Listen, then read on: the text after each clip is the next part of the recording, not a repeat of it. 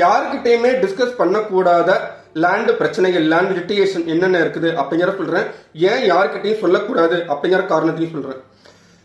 First வந்து பாத்தீங்கன்னாக்கா அனாதீனம் land, second ceiling land, third வந்து புறம்போக்கு லேண்டு, ஃபோர்த் வந்துட்டு டிசி லேண்டு, ஃபிஃப்த் வந்துட்டு பஞ்சமி லேண்டு, சிக்ஸ்த் வந்து பாத்தீங்கன்னாக்கா இனாம் நிலம் அப்படின்னு சொல்லுவாங்க. அது அடுத்தது அது வந்து பர்சனல் இனாமாக இருந்தாலும் சரி, சர்வீஸ் இனாமாக இருந்தாலும் சரி, கோயில் இனாமாக இருந்தாலும் சரி.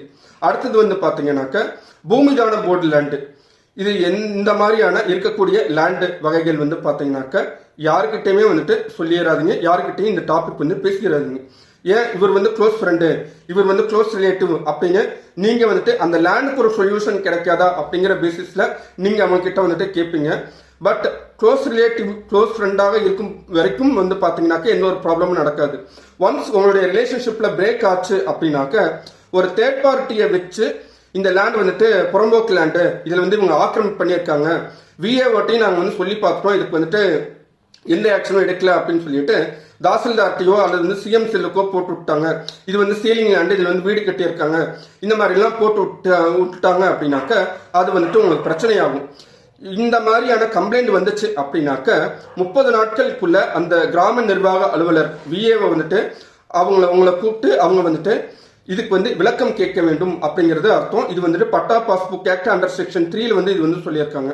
அப்படி விளக்கம் கேட்கும் பட்சத்தில் நீங்க வந்துட்டு அதுக்கு தகுந்த விளக்கம் வந்து கொடுக்கல அப்படிங்கிற பட்சத்தில் அதே பட்டா பாஸ்புக் ஆக்ட் செக்ஷன் 6 and 7 வந்து பாத்தீங்கன்னாக்க உங்களை வெளியேற்றுவதற்கு, அந்த இடத்துல இருந்து உங்களை எவிட் பண்றதுக்கு வந்து பாத்தீங்கன்னாக்க ரெவென்யூ டிபார்ட்மெண்ட்டுக்கு வந்துட்டு ரைட்ஸ் இருக்குது அப்படிங்கறத தெரிஞ்சுக்கோங்க.